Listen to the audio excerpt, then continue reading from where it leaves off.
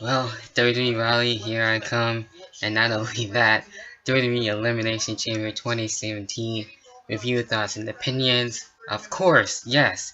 Roll that motherfucking intro.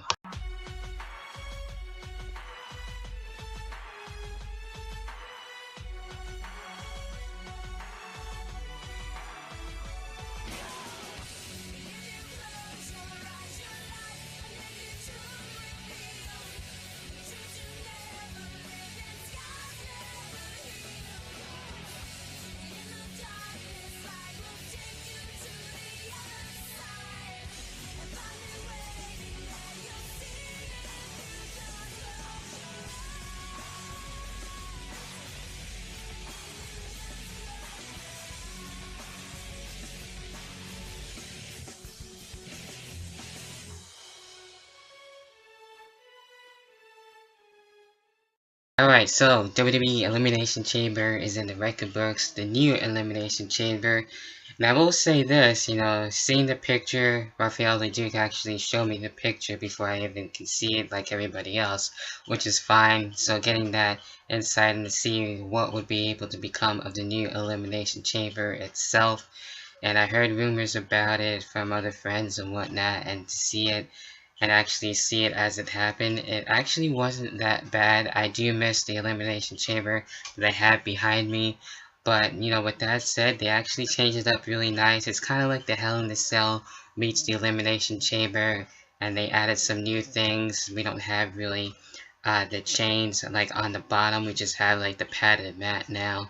We have the lights too on the top of the Elimination Chamber. We have the pod cam and stuff like that. So I'll get into the rest of what the Elimination Chamber match itself later. But overall, I will say this, a good pay-per-view. We did start things off with the kickoff match where we had Mojo Rawley and we had Kurt Hawkins basically in relation to Zack Ryder, if you will, out with injury. Hopefully he has a speedy recovery, definitely for sure on that. And actually Mojo Rawley was able to get his win for singles competition, so we'll see what happens for his singles win for now until Zack Ryder comes back.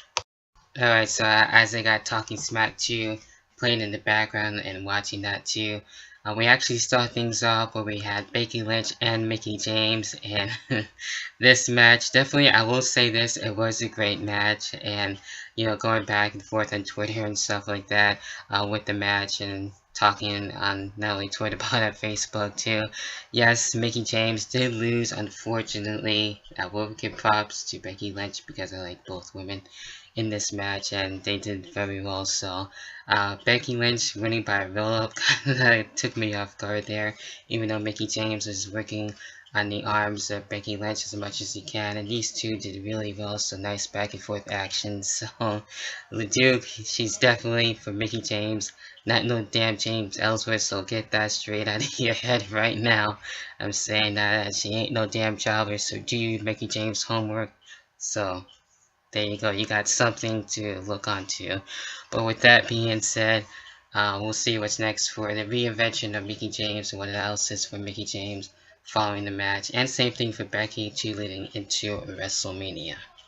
Then when we had the 2-on-1 handicap match with Apollo Crews and Kalisto, and Dolph Ziggler actually wanted this to be just strictly between him and Apollo Crews, so it was looking to be Dolph Ziggler and Apollo Crews, and Dolph Ziggler attacking Kalisto, and then eventually, trying to get himself going there, get the win, but that didn't happen. Apollo Crews got the win, Dolph Ziggler got pissed off, and eventually Kalisto was able to get back into the match and still had the 2-on-1 handicap match, but eventually, of course, Apollo Crews was able to get the win.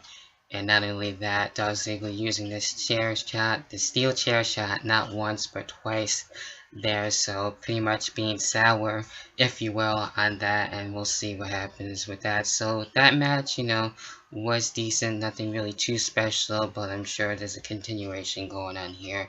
But with that being said, it's nice to actually see Apollo Crews and get the win with Kalisto, so we'll see what happens with this whole storyline, but we'll see what happens with that.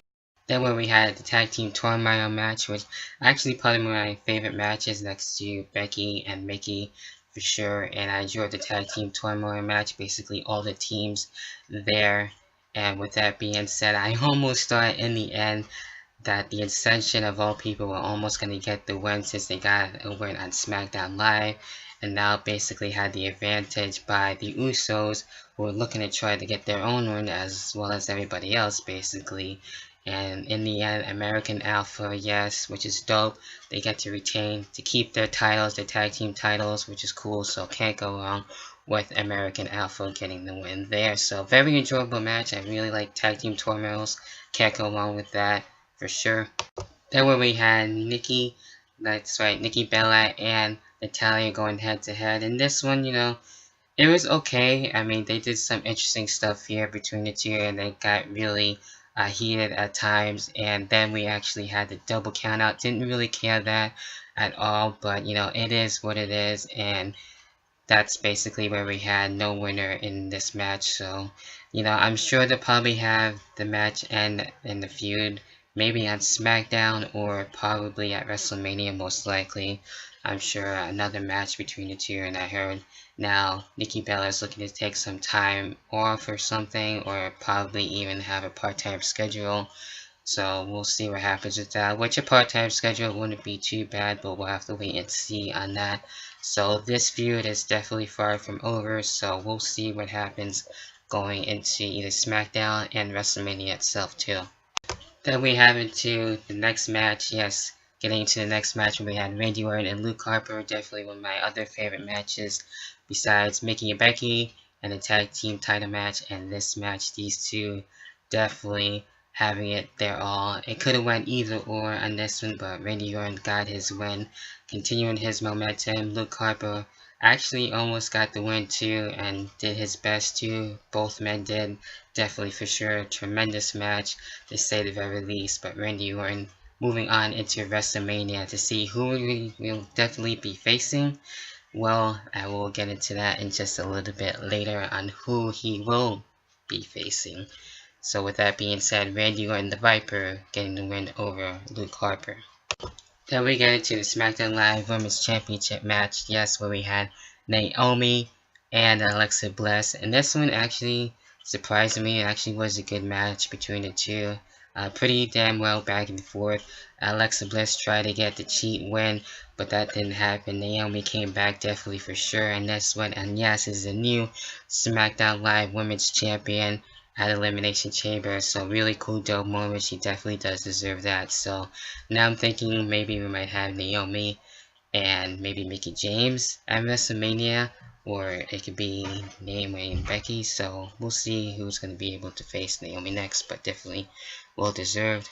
Then we get into, of course, why we're all here for the Elimination Chamber, the new and improved Elimination Chamber, if you will, for yes, the WWE Championship match and for the WWE title. So with that being said, we had John Cena, The Miz in there, Baron Corbin, AJ Styles, and so on and so forth. Of course, Dean Ambrose being in that match too, and Bray Wyatt. So I think I pretty much got everybody in there. So with that being said, for the most part, it was for a few people that were actually in there for the first time, and John Cena and The Miz basically having the most experience in the Elimination Chamber itself. So a really cool spots that we did see from the top of the pods and everything, especially with AJ Styles and John Cena.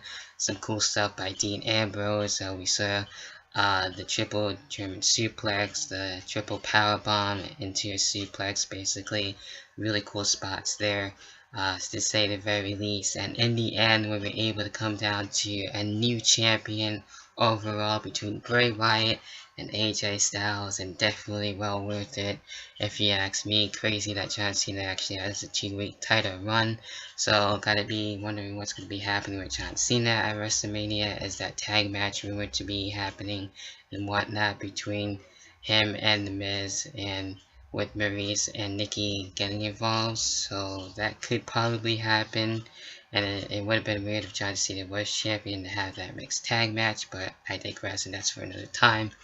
But with that being said, where we had Bray Wyatt, AJ Styles coming down to the final guys, one-on-one, and it could have went really either or again, but this one we had, yes, Bray Wyatt, and that is real life, like I mentioned on Twitter and on Facebook. And seeing this, it's actually pretty crazy and insane that Bray Wyatt is now WWE Champion, so it's going to be hell of an interesting house show come WWE Raleigh, checking it out with Boston fans 79v1. And I know Simon and the Duke definitely they do have their house show within that same week, so it's definitely going to be busy for March, especially for the Wrestling for Wings. So that's going to be crazy, and especially with the upcoming WrestleMania party right after Fastlane, of course, when WrestleMania hits and stuff like that. So it's going to be a pretty interesting and very busy latest 2 months, if you will, with these next 2 months, or a month if you want to pretty much call it that. So yeah, WrestleMania basically be here before you know it. And Elimination Chamber, like I said, a good pay-per-view overall. That's my thoughts and opinions. Of course, what are yours? Leave your comments down below and we'll discuss that even further. But until then, I'll catch you guys in the next video. Whenever the hell the next video may be. Peace.